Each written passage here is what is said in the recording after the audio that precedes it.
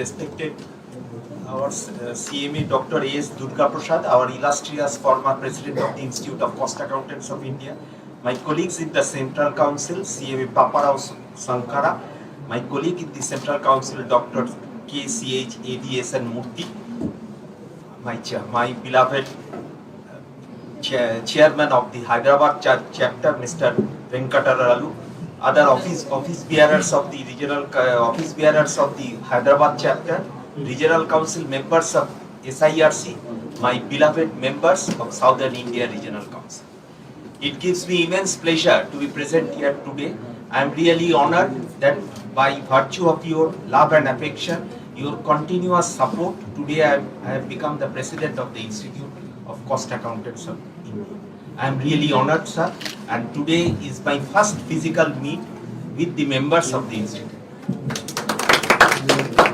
Sir, I start my speech with the quote from Rabindranath Tagore. Faith is the bird that fills the light when the dawn is still dark. Friends, excellence is not a destination, it is a continuous journey that never ends. The motto of the present council is to achieve excellence in all our endeavors. And I assure you, we are having a united council. Yes, I am addressing you at a time when the entire world is suffering from the impact of COVID-19. And we are under extraordinary circumstances. So we were compelled to do online examinations. Yes, we did online examination home-based, we did online examination center-based. There are criticisms. But I assure you, if any student has taken any unfair means, he or she will be debarred for 5 terms. We have evidences, and we have already in our foundation course about 270 candidates are debarred. There is a conspiracy to malign the institute. I tell you, I have got documentary evidences, and I have lodged FIR, and I will take strict action against the persons who are doing. There are persons who are writing in the media against our institute. I will appreciate when we make any criticism in the media, our institute also gets maligned. Sir, when I criticize anyone, if I tell anything bad about me, it also touches me because it is my institute.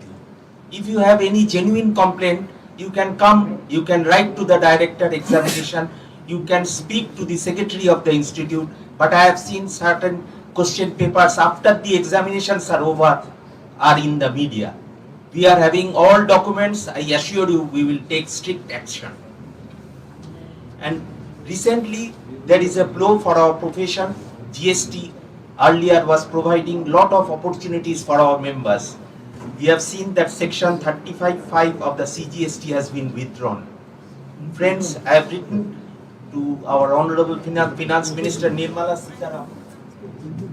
I have made a presentation to our Honorable Finance Minister Nirmala Sitharaman for restoration of the provisions of section 35(5) of the CGST. Similarly, I have approached the government for amendment for RERA. From the Urban Ministry, it was referred to the Ministry of Corporate Affairs.